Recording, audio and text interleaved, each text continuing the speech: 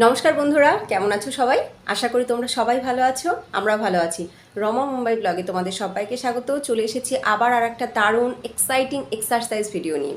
আজকে আমি বেশ কিছু এক্সারসাইজ তোমাদের সাথে শেয়ার করতে চলেছি, যে এক্সারসাইজগুলো আমাদের ফুল বডি ফ্যাট বার্ন করতে কিন্তু অনেক বেশি সাহায্য করবে। তোমাদের অনেকের কোয়ারিজ ছিল যে প্রথমেই যখন ডায়েট শুরু করেছিলাম বা এক্সারসাইজ স্টার্ট করেছিলাম, প্রথমেই 4 কেজি বা 5 কেজি ওয়েট কম হয়ে গিয়ে আর কম হচ্ছে না, এক জায়গায় স্টিক করে গেছে। এই রকমটা কেন? এই সমস্যা বোধহয় তোমাদের অনেকেরই হচ্ছে এবং এই কোয়ারিজগুলো আমার কাছে এসেছিলো। তো আজকে আমি সেই সমস্যার সমাধানও তোমাদেরকে বলবো, কি করলে আবার তোমাদের ওয়েট লস স্টার্ট হয়ে যাবে, কীরকম এক্সারসাইজ করতে হবে, ডায়েট কীরকম থাকা উচিত, সেই সমস্ত কিছু সম্পর্কে আলোচনা করবো আজকের এই ভিডিওতে।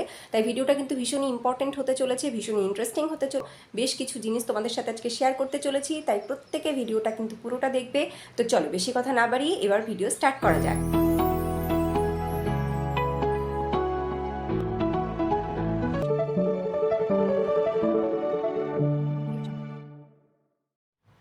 শুরু করছি আজকের ওয়ার্কআউট।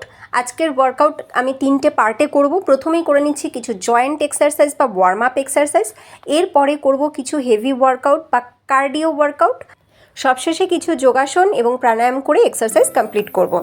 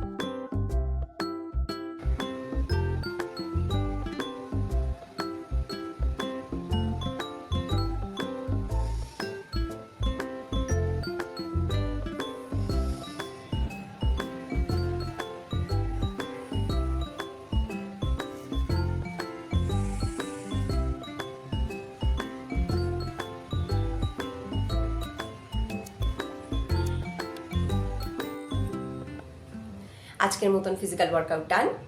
এইবার আমরা আলোচনা করব কেন আমাদের এরকম সমস্যা হচ্ছে। যখন আমরা এক্সারসাইজ বা ডায়েট করা শুরু করছি তখন শুরুতেই 4 কেজি বা 5 কেজি ওজন কমে গিয়ে বন্ধ হয়ে গেল, আর কমছে না।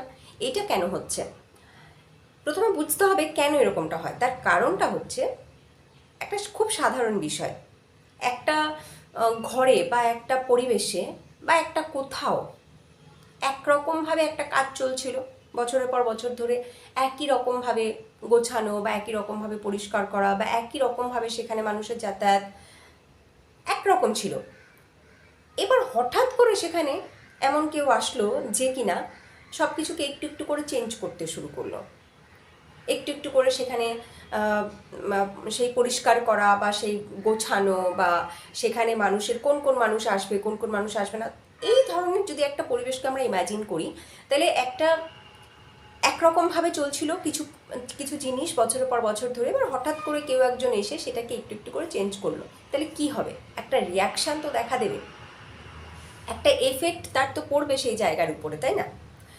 সমস্ত কিছুর ক্ষেত্রে আমরা যে কোনো কিছুর ক্ষেত্রেই ভাবি না কেন যে একরকমভাবে চলছিল, এবার সেখানে কিছু একটা পরিবর্তন করা হলো, তাহলে তার একটা রিয়াকশান তো দেখা দেবেই, একটা এফেক্ট থাকবেই।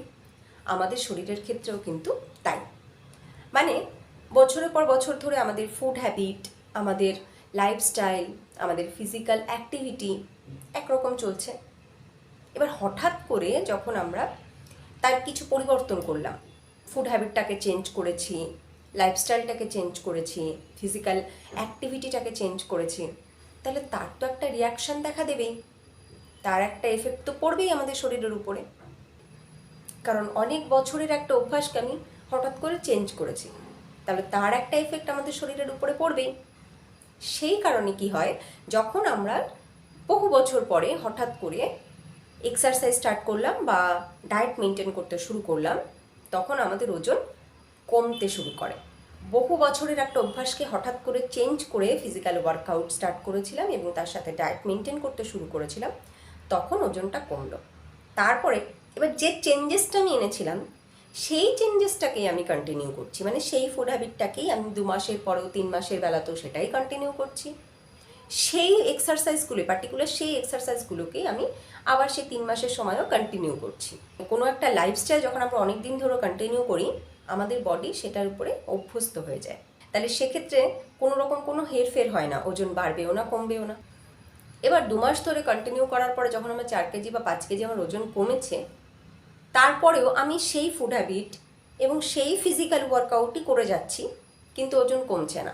প্রথম মাসে কিছুটা, তারপরের মাসেও কিছুটা করে টোটাল 4 কেজি বা 5 কেজি ওজন কমে গেছে, তারপর আর কমছে না। এইটা হওয়ার কারণ হলো 2 মাসে কিন্তু ওই ফুড হ্যাবিট বা ওই ওয়ার্কআউটটাকে অভ্যাস করে নিয়েছে, আমার বডি হ্যাবিচুয়েটেড হয়ে গেছে। যেহেতু অভ্যস্ত হয়ে গেল, যেহেতু বডি হ্যাবিচুয়েটেড হয়ে গেল ওই ওয়ার্কআউট এবং ওই ফুড হ্যাবিটে, তখন আর কোনো রিয়াকশান আসছে না। তো আমাদেরকে কি করতে হবে? এইটা হচ্ছে মেন বিষয়। যখন আমাদের বডি হ্যাবিচুয়েটেড হয়ে যায় তখন আর সেটাতে কোনো রিয়াকশান আসে না, না ওজন বাড়বে না ওজন কমবে, একই জায়গায় স্টিক হয়ে থাকবে। আমাদেরকে কি করতে হবে? উপায়টা কি? উপায়টা হলো আমাদেরকে আবার ওই ফুড হ্যাবিটে কিছুটা চেঞ্জ আনতে হবে।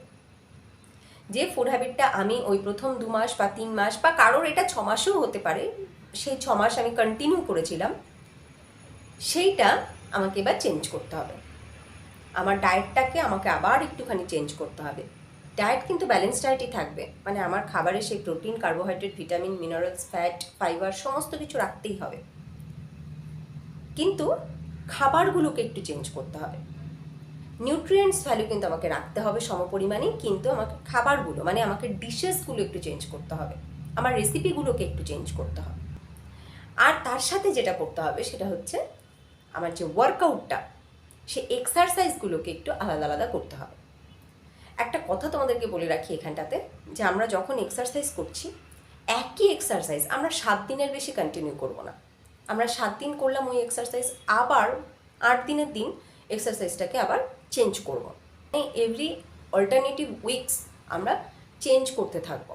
যেগুলো এই সপ্তাহে করেছি পরের সপ্তাহে সেগুলো করব না, অন্য কিছু করব, আবার তার পরের সপ্তাহে আগের সপ্তাহগুলো করতেই পারি। এক্সারসাইজ কিন্তু আমাদেরকে চেঞ্জ করে করে করতে হবে। যাতে একই ওয়ার্কআউটে আমাদের বডি হ্যাবিচুয়েটেড না হয়ে যায়। প্রতি 7 দিনে আমরা এক্সারসাইজ ঘুরিয়ে ফিরিয়ে করব। তো আমি প্রচুর ভিডিও কিন্তু আপলোড করতে থাকি। তোমরা সেই ভিডিওগুলোকে, একটা ভিডিওকে তোমরা 7 দিন কন্টিনিউ করলে অন্য ভিডিওটাকে তার পরের 7 দিন কন্টিনিউ করো। আশা করি তোমাদেরকে ব্যাপারটা আমি বোঝাতে পারলাম যে আমাদেরকে কি করতে হবে, কেন আমাদের ওজন একবার কম হয়ে গিয়ে তারপর আর কম হয় না। কারণ আমাদের বডি একটা অভ্যাসে পরিণত হয়। আর যখন আমাদেরকে আবার সেই ওজনটাকে কম করতে হবে, তখন কি করতে হবে, আমাদের বডিতে আবার কিছু চেঞ্জেস আনতে হবে, ফুড হ্যাবিটে, ওয়ার্কআউটে। তাহলেই কিন্তু আমাদের বডি আবার রিয়াকশন করতে শুরু করবে, মানে ওজন কমতে শুরু করবে। তো আশা করছি তোমাদের কি ক্লিয়ার করতে পেরেছি বিষয়টা। যদি এর পরেও তোমাদের ডাউট থাকে, কোনো কোয়েশ্চেন থাকে, অবশ্যই তোমরা কমেন্ট করে জানাবে। আমি চেষ্টা করবো তোমাদের ডাউট ক্লিয়ার করতে। ভিডিওটা যদি হেল্পফুল বা ইউজফুল মনে হয় তাহলে এটা আরও অনেকের সাথে অবশ্যই শেয়ার করো, যাতে তারাও এর দ্বারা উপকৃত হতে পারে। যদি এই ভিডিওটা তোমাদের ভালো লাগে তাহলে অবশ্যই লাইক করো, কমেন্ট করতে কিন্তু কেউ ভুলো না কেমন লাগলো এটা জানাতে। আর নতুন বন্ধুরা যদি তোমাদের ভালো লাগে তাহলে লাইক করে সাবস্ক্রাইব করে আমাদের সাথে থেকো। আবার তোমাদের সাথে দেখা হবে নেক্সট ভিডিওতে। তোমরা সবাই ততক্ষণ ভালো থেকো, সুস্থ থেকো।